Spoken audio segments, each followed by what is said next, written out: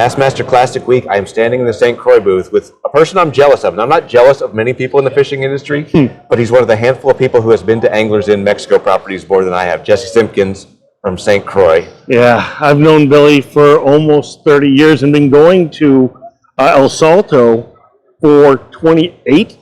You know, I went there right after I started at Plano, which was my former place, and there's nothing like it. There really isn't. Well, what is it that makes a difference? Because there's good fishing a lot of places. Well, you know, the landscape of the fishing. So I've been there anywhere from October, right, all the way through the end of May, and the fishery changes because it's an irrigation system, right? And so if you go there multiple times, you'll have a chance to see all different types of fishing, right, and have different opportunities. So that's interesting. But quite frankly, I've been to resorts all over the world fishing, and nobody takes care of you like Anglers Inn. From the moment you arrive to the moment you leave, the food, the camaraderie, the way that you get to know the staff, and they become friends over time. Part of your family. Even. Absolutely. It's unbelievable. I mean, I remember my very first time I went there, right? And this doesn't happen every time you go there. It was my first time, so it made it special. I caught a 12-2. It's my personal best ever. And the guy next to me caught a 10, right? And then I hooked one. I couldn't stop. It made 25-pound big game sound like somebody shot a 22. It just kept pulling and pulling and pulling, and finally it snapped. It was unbelievable. And since then, I always want to go back. There's things that I can forego. Going to Anglers Inn and going bass fishing with the Anglers Inn team is something that I'll always do. We write a lot about travel and the hassles of traveling, in particular with the rod tube. Oh, yeah. And one of the great things about going to Anglers Inn is that they have St. Croix rods there free of charge. Absolutely. What is the incentive for you to have rods there at a lodge like that? Well, I can do it personally. I don't have to carry them, right? So I love having them. But, you know, as an angler that's coming to Anglers Inn, the fact that you don't have to carry a rod tube, which is challenging. It's not impossible, but it's challenging. But you get to fish high-quality, handcrafted rods from St. Croix, anywhere from Bass X and Mojo Bass. We have Victor. We have our glass rods there for when the crankbait bite is on. It just makes it easier. All you have to carry is your reels and your bait, and you get to fish St. Croix rods at all the Anglers Inn properties.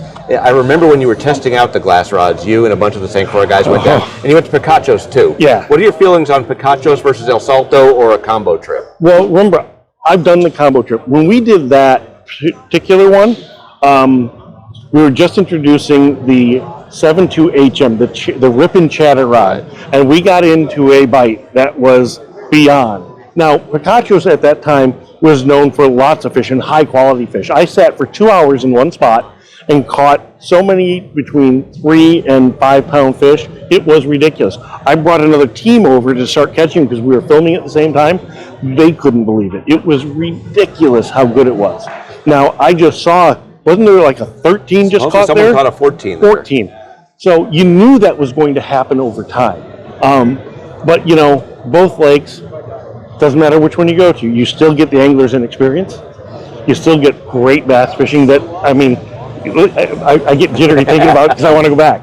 But it is spectacular. And both places have St. Croix rods. That's the great deal. It really is. Now, I know you guys are also getting into reels now as well. Absolutely. What's sort of your development process and the thought behind bringing the St. Croix rod brand to the other side of the handle? Well, you know, we talked amongst ourselves as a team and said, where are some areas that we deserve to play in, right? Where are we missing? Or the question that was truly asked to us, are we missing out on anything in the industry by not having reels as part of our portfolio?